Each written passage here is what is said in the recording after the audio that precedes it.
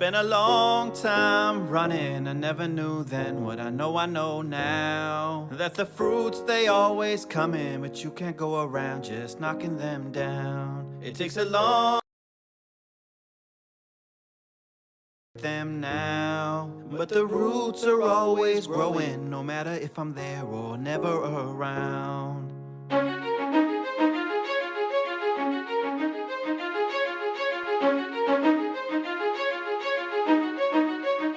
Whatever grows will grow, whatever dies will die, whatever works will work, whatever flies will fly, whatever fails will fail, what's meant to soar will soar.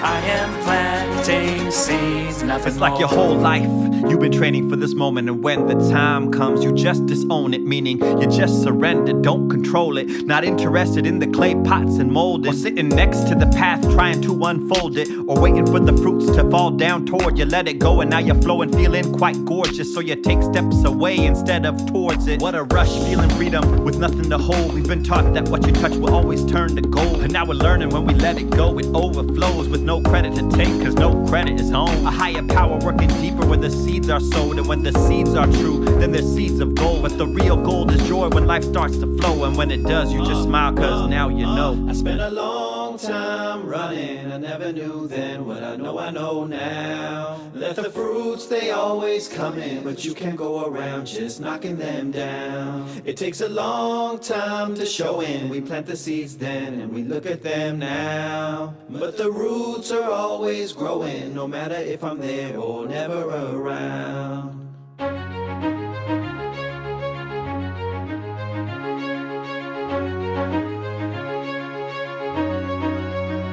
Whatever grows will grow, whatever dies will die, whatever works will work, whatever flies will fly, whatever fails will fail, what's meant to soar will soar.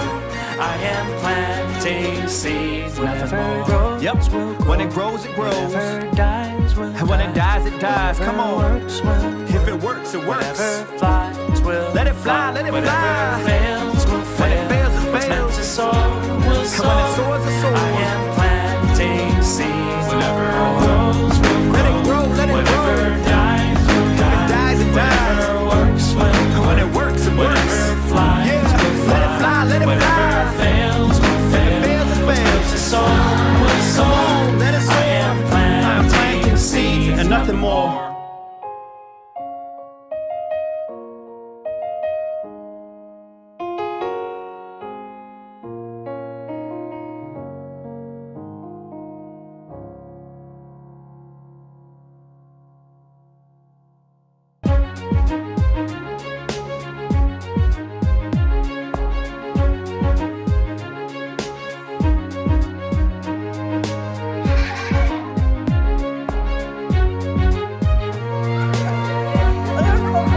Whatever grows will grow. Whatever dies will If it dies, it dies. whatever works will When it works, it works. flies Yeah.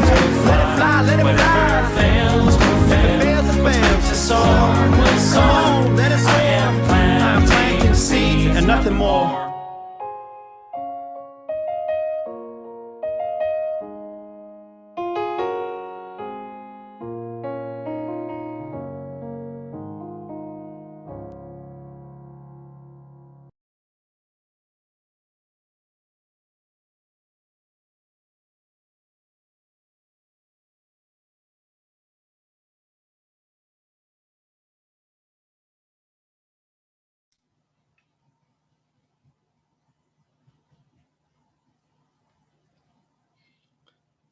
Good morning, and to each of you, a heart-filled welcome to the Emerson Unitarian Universalist Congregation of Marietta, Georgia, and our Zoom online Sunday service. Thank you, Bruce, for that beautiful music. My name is Michael Myers, and I am the leader of the Building IT Committee and a member of the worship team. I'd like to send a special welcome to those who may be joining our online service for the first time. We hope you are nourished in heart and mind by our service today. As the Unitarian Universalist congregation, we welcome a wide variety of theological and spiritual beliefs. We honor the inherent worth and dignity of each and every person. Everyone is welcome here. Immediately following our service today will be our Stewardship Pledge Party. I hope you can join us, as I expect it to be a fun celebration of our congregation. There will be a link in the chat window with a sign-up form for the party. Please take time during the service to fill out the form. For adults and families with Sunday school kids, just a quick note that our classes will be joining the Stewardship Pledge Party today, so we will be all together to celebrate Emerson. There are fun activities for kids and adults, so stay tuned as they go directly to the ending of the service to starting the party. Senior youth will gather in our Google Classroom after service to rehearse their youth-led worship service for next Sunday. If you would like to be on our mailing list to receive a Emerson notebook and information about our upcoming activities and announcements, please go to the emersonuu.org to subscribe. That's spelled out, that is emersonuu.org. Our chalice lighting words this morning are an anonymous quote. An empty lantern provides no light. Self-care is the fuel that allows our light to shine brightly. And right now, Deborah's supposed to be back there lighting the chalice. As our service begins, please take a moment to greet those around you and online with our congregational affirmation. We need not think alike to love alike. In the spirit of beloved community, welcome to Emerson.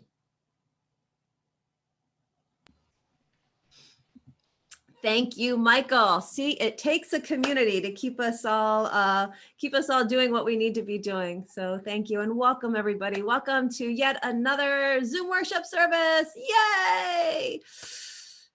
I know it's not our first choice about how to be together, but sometimes we just have to get creative and flexible in the short term for what we want to create in the long term. And I'm so grateful for the commitment each of you have in maintaining this beautiful community throughout this challenging times.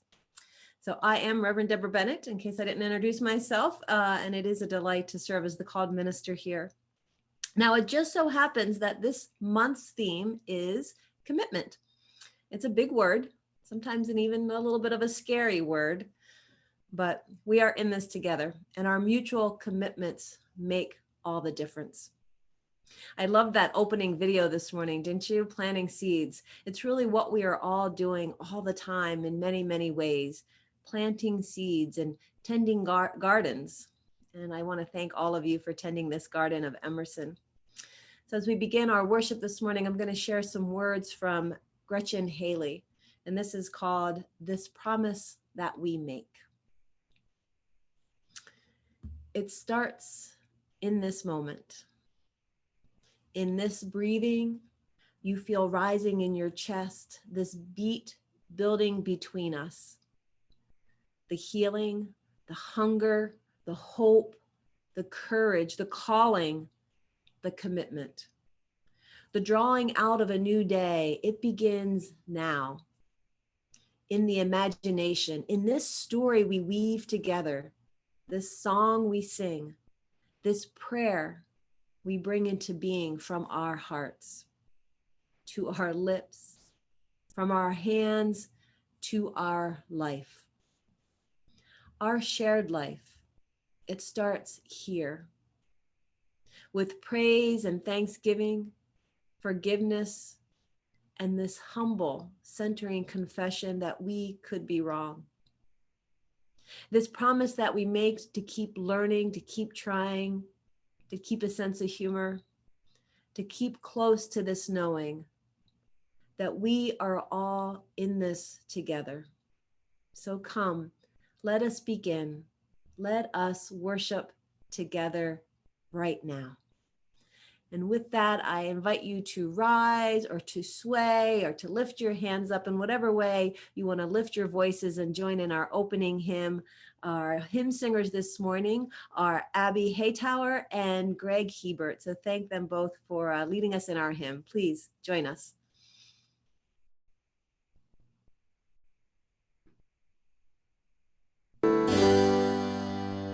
Do you hear, oh my friend, in the place where you stand, through the sky, through the land? Do you hear, in the heights on the plain, in the hail on the rain, in the sun, in the rain? Do you hear,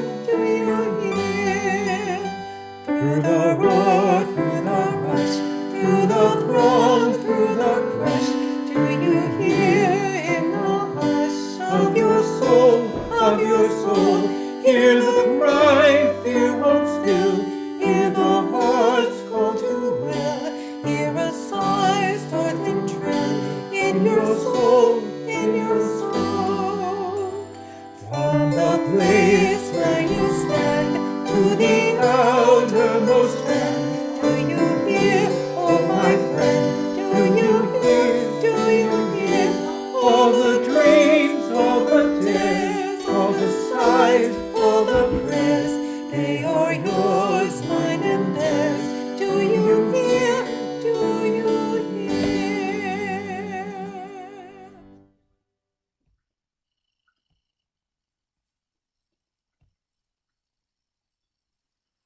Hey, good morning, everybody. I'm Beth Klein, and I have a story for all ages, so please join me. Now, is it not story time?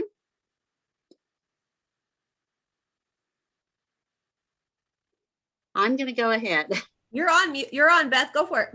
Okay, You've got us all in bated ears. Your bated breath, yes. We're bating. Well, I have, most of you may have heard of the story of Noah. Well, today I have a modern translation of it, because when you listen to it from the Hebrew scripture, from your handy Torah or Bible at your house, or you read it, it may not make a lot of sense. So I'm going to give it a try with a modern spin. So have you ever had a project where you were making, you're working on the project either on your computer or writing things down, and it's just getting to be so messy that you think, oh, I'm going to start over. I'm deleting this whole thing. I'm going to take that paper, crumple it up, throw it in that trash can. Well, thousands of years ago, that's the way God was feeling as he was looking around at the world he created. You pour your heart and soul into making this wonderful world full of people, animals, plants. And if you think it's easy, try getting the stripes on a zebra just right. All that effort for what? A year or two or 1,500 go by, and the whole thing turns into a mess. People, what was I thinking? They're rotten to the core. They lie, they cheat, they murder, they steal. There's not a decent one in the whole bunch. Dang it all. I wish I could just start over. Obliterate the whole mess and start from scratch. Yep. I'm thinking that's what I'm going to do. So God took a good look around to make sure that there were, in fact, no decent people are about to be destroyed. And it turned out that God found one kind, good, clean living family, the family of a man named Noah. And so God went to Noah and said, Noah, this world is just plain no good. I'm not happy with it. So I'm planning to get rid of all the people except for you and your family. So this is what you have to do. Build a really big boat, and big enough for not only you and your family, but a pair of every kind of animal there is. And I'll give you some time, but you better get on it now, because there's going to be rain, and it's going to rain this whole place out. And anyone who isn't on the boat is going to drown. I imagine that Noah had a hard time believing his ears, but he gathered up his family. He told them what he'd heard from God. They, no doubt, had a hard time believing Noah, but they trusted him.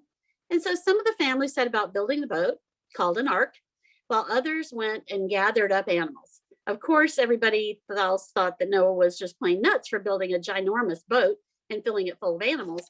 But Noah and his family just kept plugging along, kept working on the ark, gathering the animals, and eventually the rain came.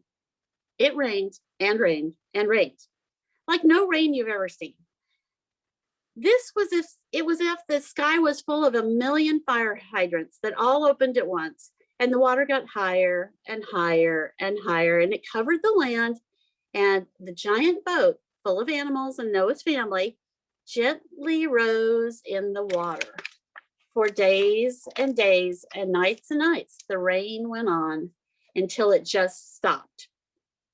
The people ran to the windows of the ark, and they were astonished to see blue sky, yay, blue sky, and blue water, and nothing else. Just water and sky. There was nowhere to go. There was nothing to do. So they waited and they waited and they waited. Finally, Noah sent a raven to fly around and look for land, but it came back exhausted, really tired, because there was no place to rest. Noah waited a week. He sent out a dove to fly around and look for land, but it just came back tired too. So he brought the dove back in, waited another week, and then he sent it out into the world again through the window. This time the dove came back with a twig, just a little twig from an olive tree, and it was in its little beak. And then Noah knew this dove had found land. And eventually the water backed off enough for Noah to see that the ark had come to rest on the top flat part of a mountain, and there was land all around them. Maybe not dry land. It was probably wet and mushy land, but it was land all the same. He was thrilled. Finally, the people and the animals who were able to reach the crowded, smelly ark touched the earth, and they were so overcome with gladness that Noah built an altar to thank God for bringing them to safety. Welcome home, God said. I'll make a deal with you, a promise, a covenant.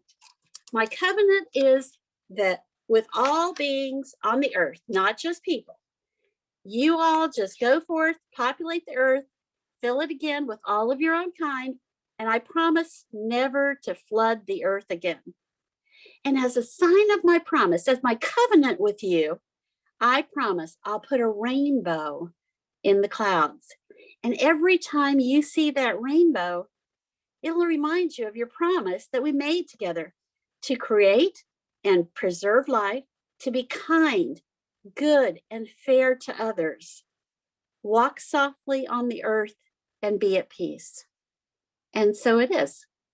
Please join me in our song of dedication. The words will be on the screen in a minute on the slide. Thanks so much. Keep the promise.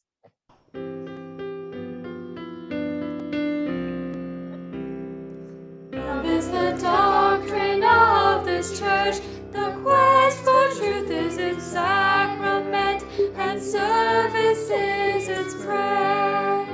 To dwell together in peace, to seek knowledge and freedom, to serve humankind in fellowship. Thus do we covenant with each other. Thus do we promise to each other.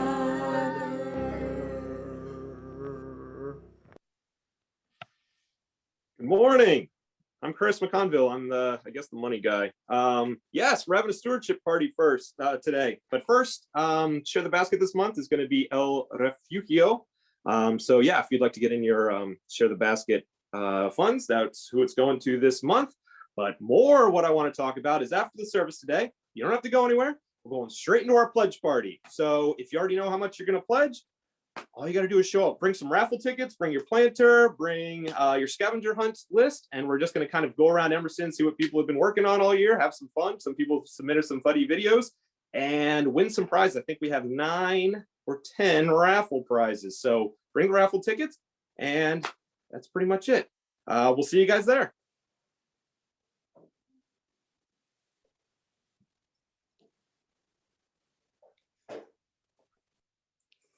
Good morning, everyone.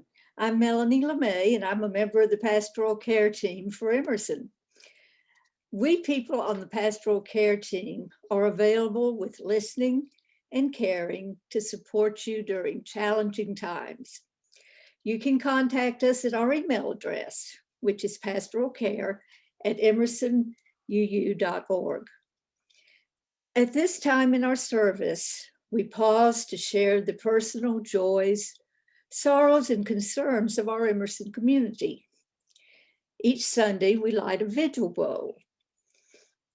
Its light represents the light of hope for the peaceful resolution of all conflicts on our planet, and it honors all the dedicated people who serve us, including those on the front line of the COVID-19 virus battle. We also light a special candle to acknowledge the Cherokee and Muskogee nations of people who lived on this land before us. May this candle remind us of our interconnection, and may our actions help heal all nations of people. Reverend Deborah will light our candles as I share these joys and sorrows and concerns with you today. If you have any personal joys you would like to share with our Emerson community at this time, please feel free to type them into our chat now, as Reverend Deborah lights a candle for them.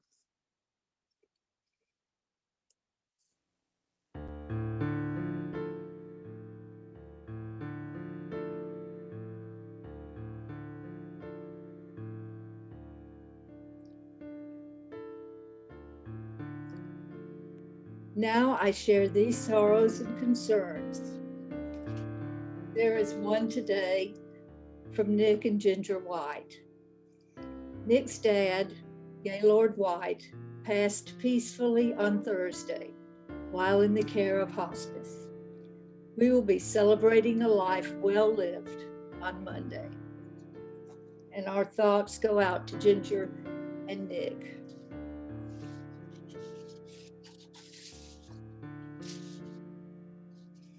If you have any additional sorrows or concerns you'd like to share, please feel free to type them into the chat now as Reverend Deborah lights a candle for thee.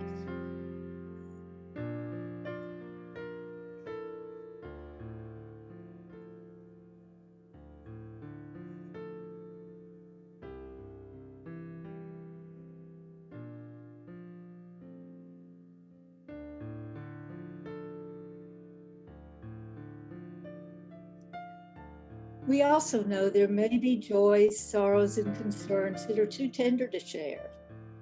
Feel free to speak or type into the chat the name of someone you are holding in your heart today.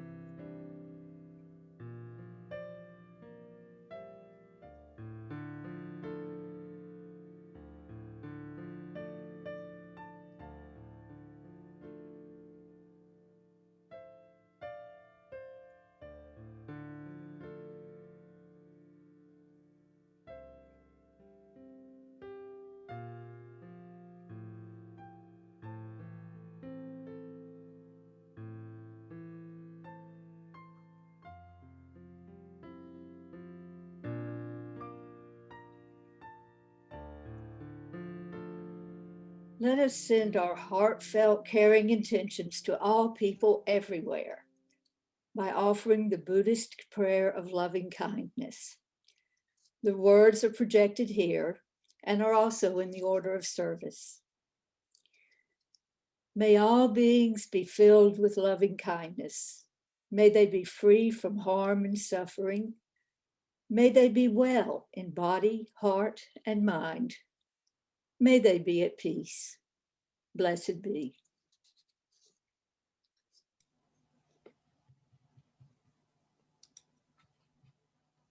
For the poetic pause, the following is from Bigger Than Both by Tonic. Make up your mind, choose and bear it.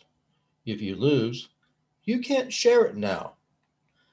Your indecision is self-destruction, a little window into your dysfunction now. But you said you want it.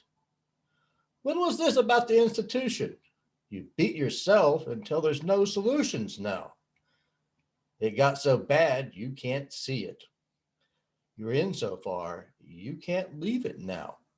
But you say you want it. I know I know it's bigger than both of us, and I trust in this to help me understand.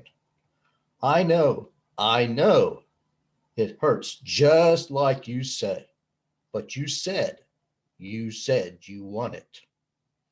Ahu.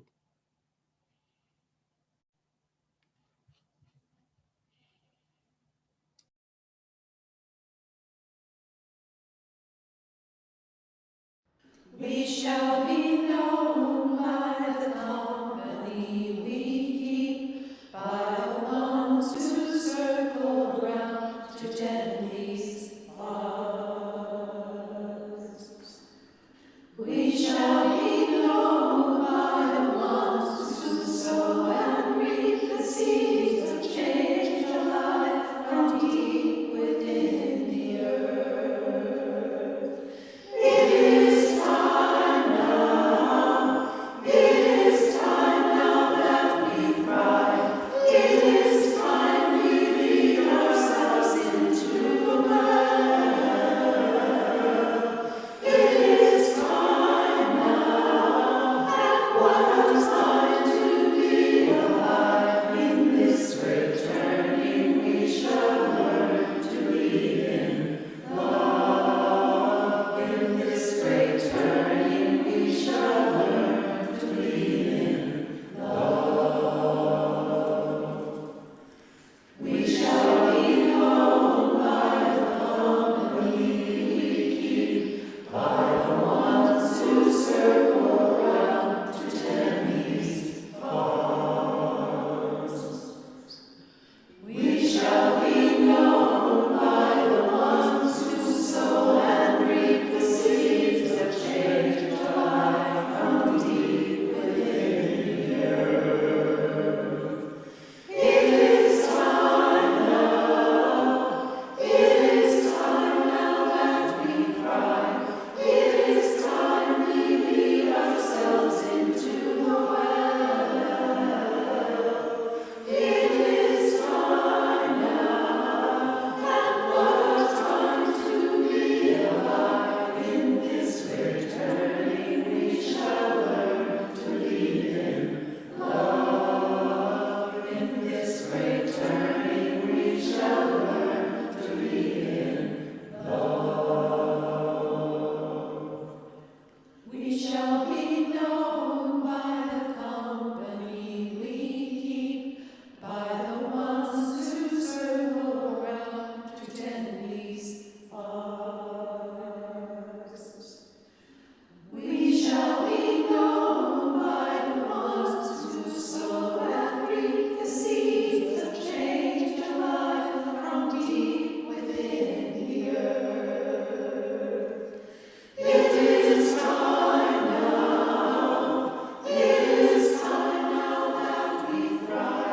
It is time we lead ourselves into the well.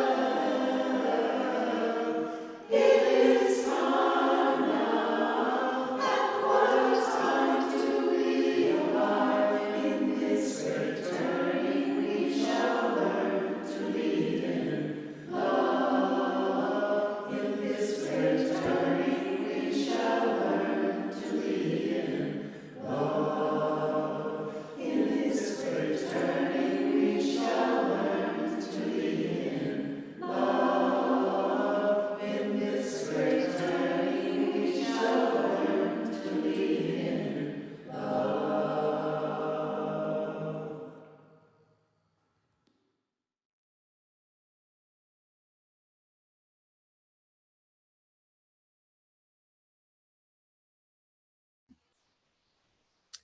Yeah, thank you, Dave and choir and everyone that sang and helped out with that video.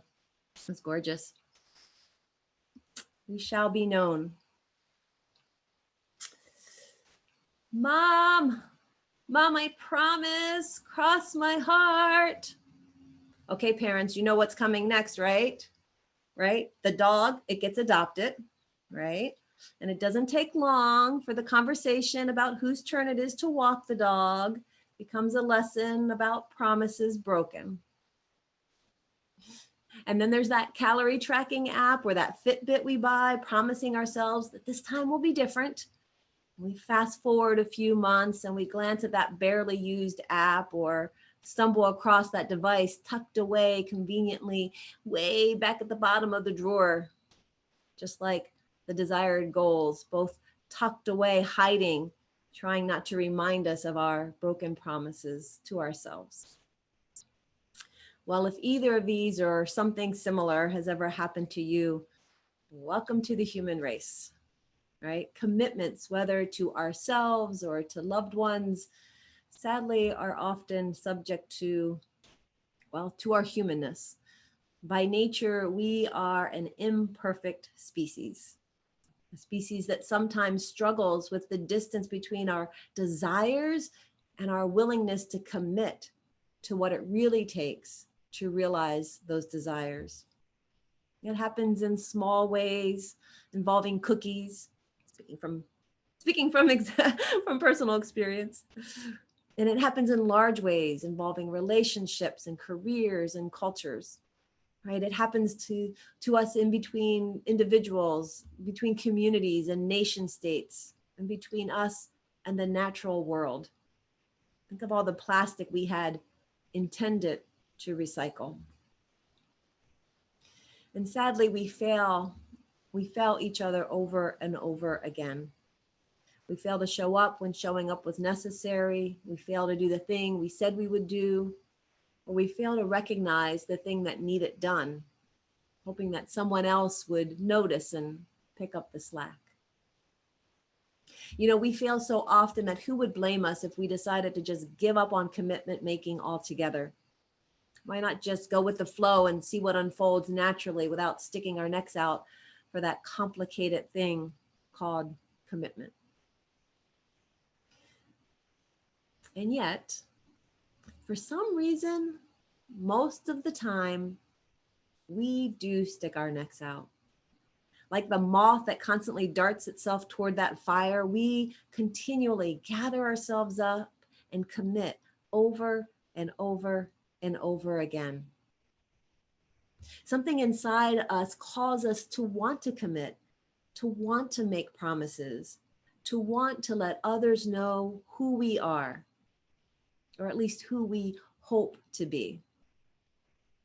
The 20th century Unitarian theologian James Luther Adams once said this. He said, "We are promise-making, promise-keeping, promise-breaking, promise-renewing creatures." And I think it's that last part that's the secret sauce of commitment. That ability to return again and again to declare who we are, even as in doing so reveals the humble truth that we may never fully achieve our ends. Our beloved Sufi poet friend we all love to quote, Rumi, says it best: "Come, come, come whoever you are, even if you have broken your vows 1,000 times. Come yet again, come." These commitments that we return to again and again become really this kind of outline of the script of our lives. They're ultimately how we are known by the world. You know, there's that age-old question I think it's valuable to ask ourselves from time to time. Based on how I am living now, how will I be known? It's a question worth asking as a community as well. Based on how we are collectively living, how will we be known? Now, I'm one of those people who loves to wander around a good old cemetery. First, because I find them nice, quiet, reflective places of beauty. But second, because I find it fascinating seeing the everlasting words individuals choose to have engraved on their headstones. Think about it. Headstones are like the ultimate tattoo, right? They last so much longer than the flesh. So whether written by the deceased or loved ones, these short statements can paint an incredibly poignant portrait of someone's life in just a few words. I love this one written by Winston Churchill. for his own grave. It says this. It says, I am ready to meet my maker. Whether my maker is prepared for the great ordeal of meeting me is another matter. I like that one. I might use that one. And in a similar commentary on how he lived, Robert Frost's gravestone reads, I had a lover's quarrel with the world. And then there was the woman who left her famous fudge recipe on the back of her tombstone. And I saw a mom who left one for her Christmas cookies. And then there was this gravestone that said, here lies an atheist, all dressed up and no place to go. Sometimes these epitaphs both expose the life of the deceased and serve as a lasting commentary on someone else. One man's headstone reads, abandoned in old age by wife and children, may God be more understanding and merciful. And perhaps most poignant is the headstone of Leonard Maklovich. Maklovich was a Purple Heart decorated member of the Air Force, and he became the first gay member of the US military to publicly out himself. His fight to keep his military job made the cover of Time magazine back in 1975. When he found out he had AIDS in 1986, Maklovich wrote his own epitaph and arranged to be buried in the Congressional Cemetery in Washington, D.C. And both became a reality 2 years later. And his headstone reads this. When I was in the military, they gave me a medal for killing 2 men and a discharge for loving 1.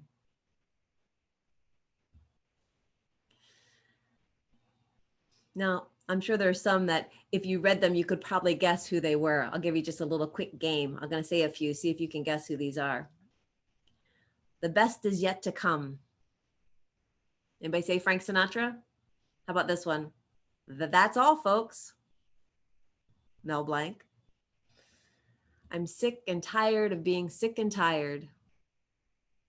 Fannie Lou Hamer. And how about this gravestone? Free at last, free at last. Thank God Almighty, I'm free at last. Martin Luther King Jr. And last, I'll share one I find very meaningful. It's the epitaph on the headstone that spans the graves of both civil rights leader icon John Lewis and his wife Lillian. And it reads simply, they walked where others had not gone. And I find this one especially profound because of the use of the word they. So here is this much beloved, consequential icon of civil rights and a US senator, someone who will be known for so much great work that he did in the world. And he does not have an individual epitaph, but one that starts with the word they. Because he shall be known as someone who saw and took up the work that must be done and knew that it could not be done by himself alone. Our commitments not only remind us about who we want to be, they tell the world what we most value and how we envision the world beyond us. John Lewis's headstone doesn't say anything about completing the work or arriving at a destination, simply that they walked where others had not gone. It's these big headstone-worthy commitments that guide our lives. These are the ones that we cannot achieve alone. I know we've all heard it 1,000 times, but you may not know that this quote actually came from the Himalayan climber, a Scotsman named William Murray. It was from his 1951 book about his climbing. He says this. He says, but when I said there was nothing had been done, I erred in one important matter. We had definitely committed ourselves and were halfway out of our ruts. We had put down our passage money, booked a sailing to Bombay. Now, this may not sound like much, but it is in great consequence. Because until one is committed, there is hesitancy, the chance to draw back, always ineffectiveness. Concerning all acts of initiative and creation, there is one elementary truth, the ignorance of which kills countless ideas and splendid plans. At the moment one definitely commits oneself, then providence moves in. All sorts of things occur to help one that would never otherwise have occurred. A whole stream of events issues from the decision, rising in one's favor, all manner of unforeseen incidents and meetings and material assistance, which no one could have dreamt would have come their way. Have you experienced that? When you made a firm commitment and you began to move in the direction of that commitment with full intent, and then at some point, providence joins you. Providence in the form of other humans, events, and things.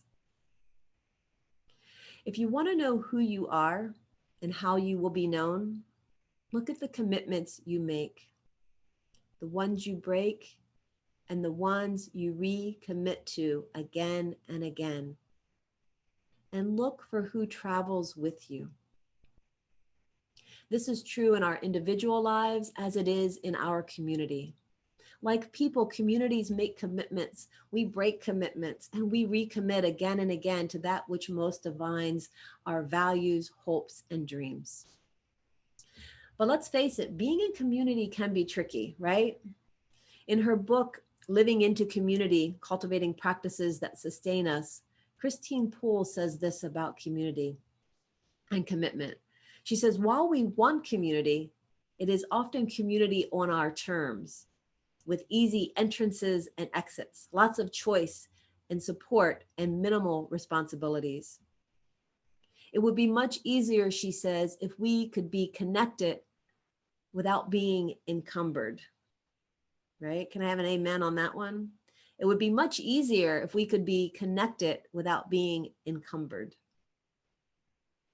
And she goes on, she says, despite the fact that many of us claim to be dissatisfied with individualism, we cherish our capacity to make individual choices and to seek opportunities for personal growth.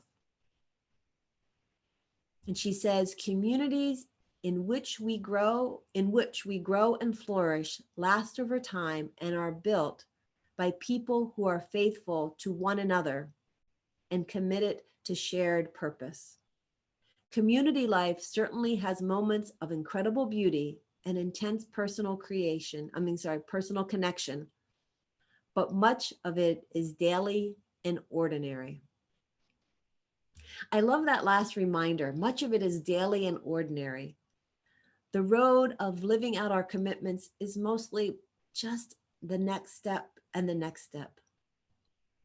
Dare I say, moments when we may have forgotten the inspiration that got us to the commitment in the first place. Moments when the intense passion for justice that called us to make that commitment has faded from view, right? Or that love or that thing that got us to make that commitment relaxes and becomes ordinary. Then what? In his book called Second Mountain, A Quest for Moral Life, the author David Brooks offers us this about commitment. He says, the most complete definition of a commitment is this: falling in love with something and then building a structure of behavior around it for moments when love falters. Now, I like that definition because we know the love is going to falter. The passion is going to falter. So what are the structures of behavior that we build around our commitments to help us stay with them? Now, perhaps you are here because you fell in love with this community, or you fell in love with the values of Unitarian Universalism, or you fell in love with a vision of the world you feel can be supported by you being here and connected to this community. Perhaps you feel that together we can figure out how to support each other on our spiritual lives, in our personal lives, and in our mutual work for justice in the greater world. And that is awesome. Don't lose that commitment, even when it feels ordinary, even when COVID seems to have interrupted all of our efforts and made them harder. The commitments we hold to what we value most, whether a relationship or a community project, are not always easy. And it can definitely feel like slow going at times. In our opening invocation, they sang, "It takes a long time to showing. We plant the seeds, then we look at them now, but the roots are always growing." The roots are always growing. In your own personal lives, there are roots growing from the seeds you have planted, those commitments, those relationships. And here at Emerson, there are roots as well, growing from the commitments we have made in the world. There too are the seeds of justice and peace, even if we cannot see the fruits just yet. Now, hopefully Emerson will not be dying anytime soon, but it's definitely worth asking and re-asking. How will we be known? What fruits will be grown from the commitments we are making today? What tattoo about Emerson are we designing? What epitaph will mark our time here? I'm going to end with this poem adapted from the Bishop Ken Utner. It's called "A Future Not Our Own." It helps now and then to step back and take a long view. The kingdom is not only beyond our efforts, it's beyond our vision. We accomplish in our lifetime only a fraction of the magnificent enterprise that is life's work. Nothing we do is complete, which is another way of saying that the kingdom always lies beyond us. No statement says all that could be said. No prayer fully expresses our faith. No confession brings perfection. No pastoral visit brings wholeness. No program accomplishes the church's mission. No set of goals and objectives include everything. This is what we are about.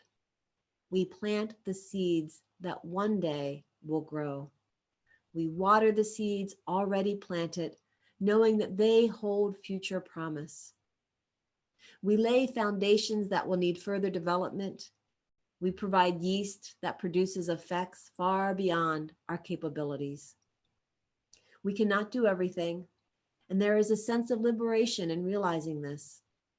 This enables us to do something, and to do it very well. It may be incomplete, but it is a beginning, a step along the way, an opportunity for grace to enter and do the rest. We may never see the end results, but that is the difference between the master builder and the worker. We are the workers, not master builders, ministers, not messiahs. We are prophets of a future, not our own. So, my dear builders, how shall we be known? How we shall be known will be determined by the seeds we plant today and how we tend the ones already in our care. We shall be known not by what we complete, but by what we set out to do and who we are in the doing. Perhaps someday people will say of Emerson, they went where others had not gone. May our commitments carry us and sustain us personally and as a beloved community. Blessed be. Please join our hymn singers in declaring our fire of commitment. From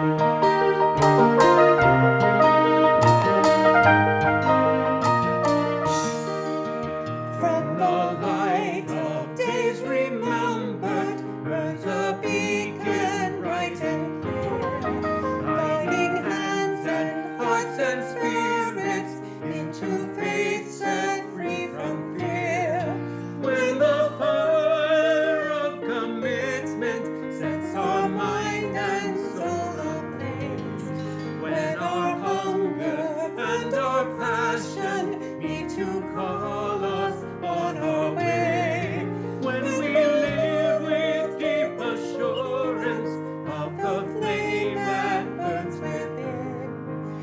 when our promise finds fulfillment and our future can begin.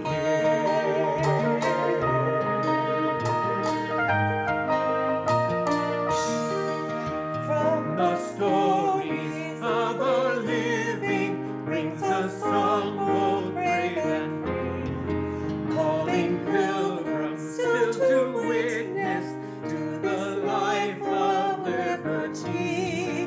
When the fire of commitment sets our mind and soul ablaze, when our hunger and our passion need to call us on our way, when we live with deep assurance of the flame that burns within, then our promise finds fulfillment and our future can begin.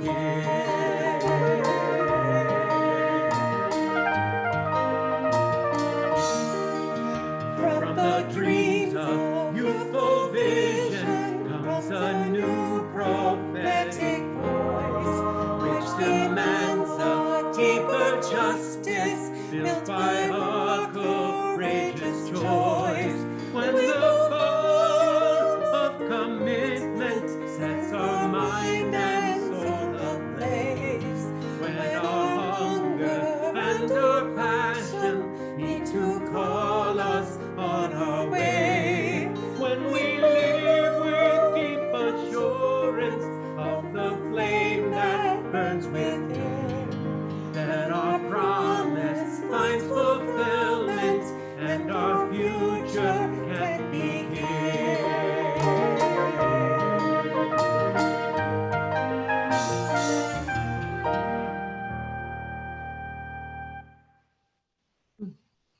Love that one. And here's some closing words. I just love that hymn. That just like fires me up.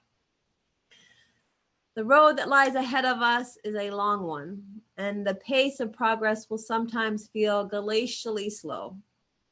Never forget that glaciers over time can carve out Grand Canyons and Great Lakes. Moving tectonic plates can rise up mountains over millennia, or they can explode awe-inspiring volcanoes in milliseconds. Our commitment to love and justice and each other can do the same. Blessed be. Your turn, Mike. My turn.